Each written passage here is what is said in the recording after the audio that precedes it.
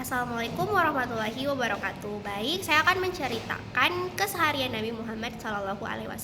Pertama, pada pukul 11 malam sampai pukul 3 dini hari, Nabi Muhammad bangun di pertengahan malam untuk melaksanakan sholat tahajud dengan sangat khusyuk, tenang, dan lama, sekitar 4 jam.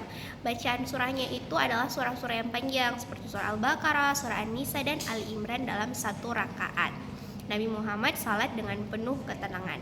Kemudian lanjut pukul 3 sampai pukul 4.30 dini hari.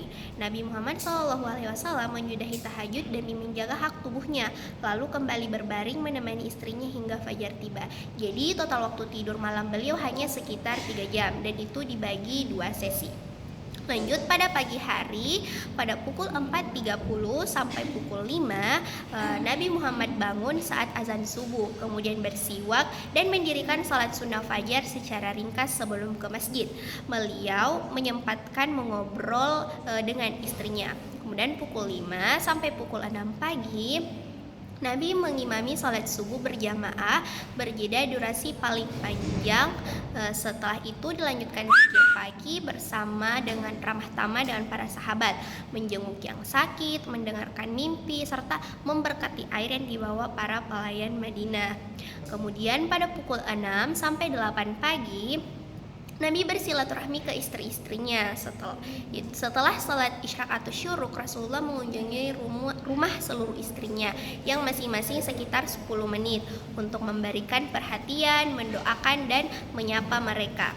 Kemudian pada pukul 8 hingga 10 pagi, Nabi melaksanakan sholat duha 4, 6 atau bahkan 8 rakaat. Jika tidak ada makanan di rumah istrinya, beliau memilih untuk berpuasa hari itu.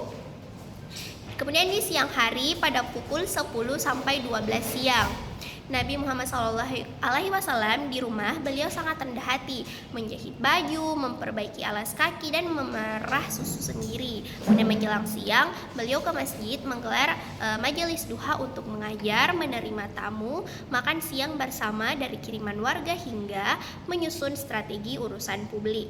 Kemudian pada pukul 11.30 sampai 12 siang, Nabi istirahat atau tidur siang sejenak sebelum zuhur.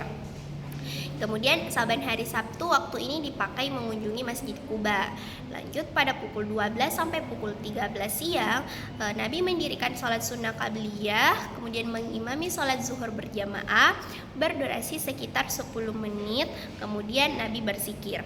Dan pada pukul 1 hingga pukul 3 sore, Nabi selesai sholat ba'diyah, beliau kerap memberikan khutbah penting yang mendesak, menerima delegasi luar atau keluar masjid untuk menyelesaikan perselisihan warga dan membantu urusan sosial sahabat.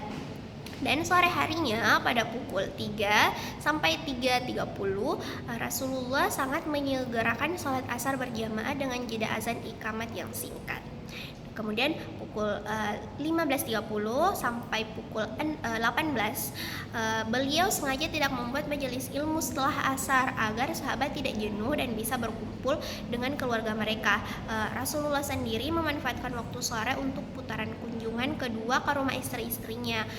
Nabi berbagi cerita dakwah atau sesekali memenuhi undangan warga di pinggiran kota.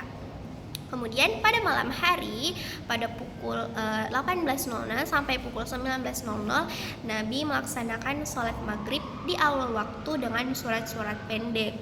Kemudian setelah sholat beliau langsung pulang untuk makan malam bersama istri atau menjamu kaum miskin atau sahabat yang kekurangan makanan.